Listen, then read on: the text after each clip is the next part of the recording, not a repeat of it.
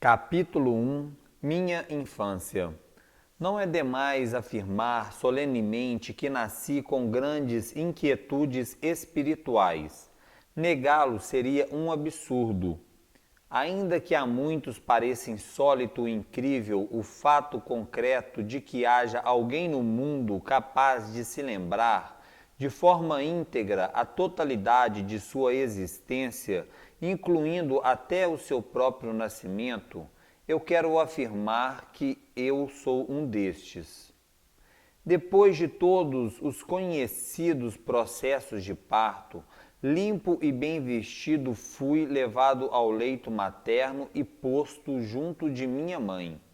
Então um gigante muito amável aproximou-se daquele sagrado leito e, sorrindo docemente, me contemplava.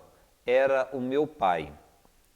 Folgo em dizer claramente e sem rodeios que no amanhecer de cada existência, primeiro andamos de 4, depois de 2 e no fim de 3 pés.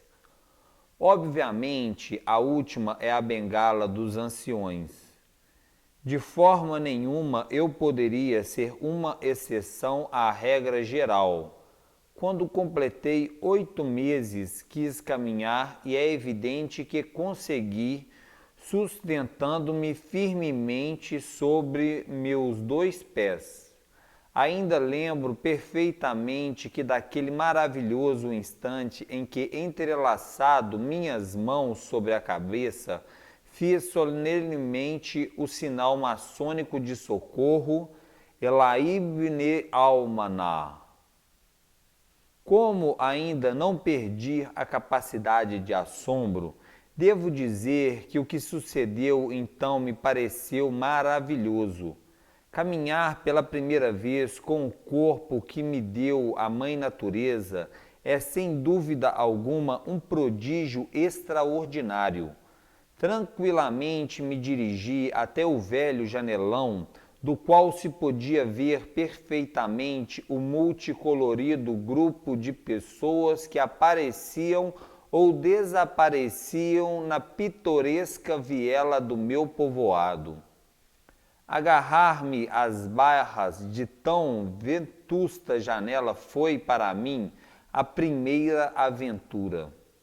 Felizmente, meu pai, homem prudente, prevendo com muita antecipação qualquer perigo, havia colocado uma tela protetora na varanda a fim de que não caísse na rua. Janela bem antiga de um andar elevado. Quando a recordo, velho casarão centenário onde dei os meus primeiros passos. Certamente, nessa maravilhosa idade, adorava os brinquedos encantadores que tanto divertem as crianças, mas isso de forma alguma interferiam as minhas práticas de meditação. Nesses primeiros anos de vida, quando aprendemos a andar, costumava me sentar ao estilo oriental para meditar. Então, de forma retrospectiva, estudava as minhas vidas passadas. É claro que me visitavam muitas pessoas de antigos tempos. Quando concluía o inefável êxtase e retornava ao estado normal, comum e corrente, contemplava com dor os ventuosos muros daquela centenária casa paternal, onde eu parecia, apesar de minha idade, um estranho cenobita. Quão pequeno me sentia então diante de toscos paredões. Chorava, sim, como choram as crianças. Lamentava-me dizendo, oh não, outra vez num corpo físico, ai que dolorosa é a vida.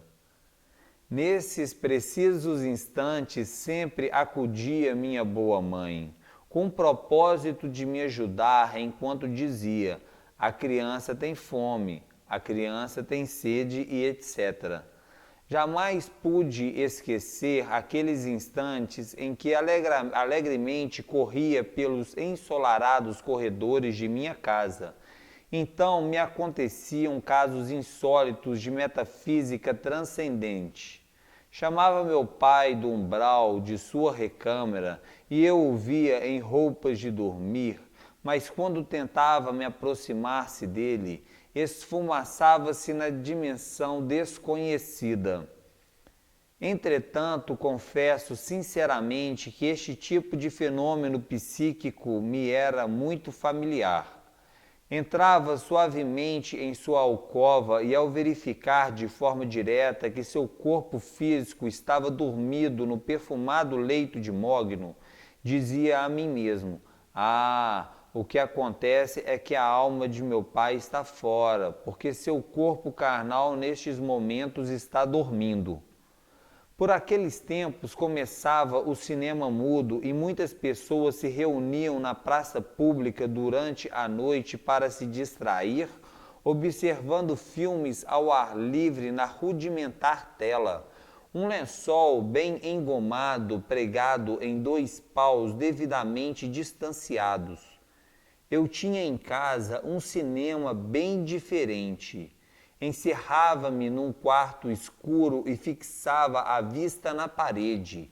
E em poucos instantes de espontânea e pura concentração, a parede se iluminava resplendidamente e como se fosse uma tela multidimensional.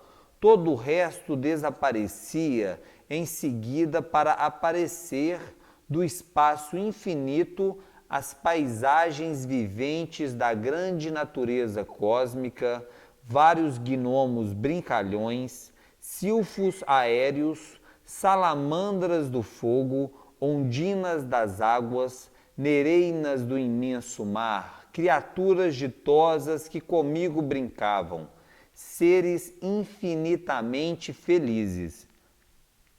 O meu cinema não era mudo, nem era necessário Rodolfo Valentino ou a famosa gatinha branca dos tempos passados. O meu cinema era sonoro e todas as criaturas que em minha tela espacial apareciam cantavam ou falavam no horto puríssimo da divina língua primitiva que, como um rio de ouro, corre a selva espessa do sol. Mais tarde, ao se multiplicar a família, convidava meus inocentes irmãozinhos e eles compartilhavam comigo essa dita incomparável, olhando serenemente as figuras astrais na extraordinária parede de minha obscura recâmara. Sempre fui um adorador do sol.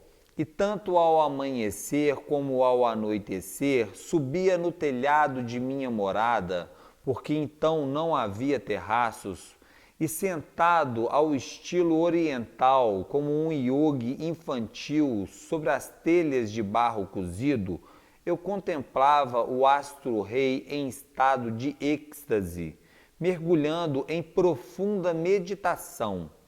Bons sustos levava minha nobre mãe, vendo-me caminhar sobre o telhado. Sempre que meu idoso pai abria a velha porta do guarda-roupa, sentia como se ele fosse me entregar aquela singular jaqueta ou casaca de cor púrpura, na qual luziam dourados botões. Velha peça do vestuário cavalheiresco que usava com elegância naquela minha antiga reencarnação em que eu me chamava Cinnamon Bleber.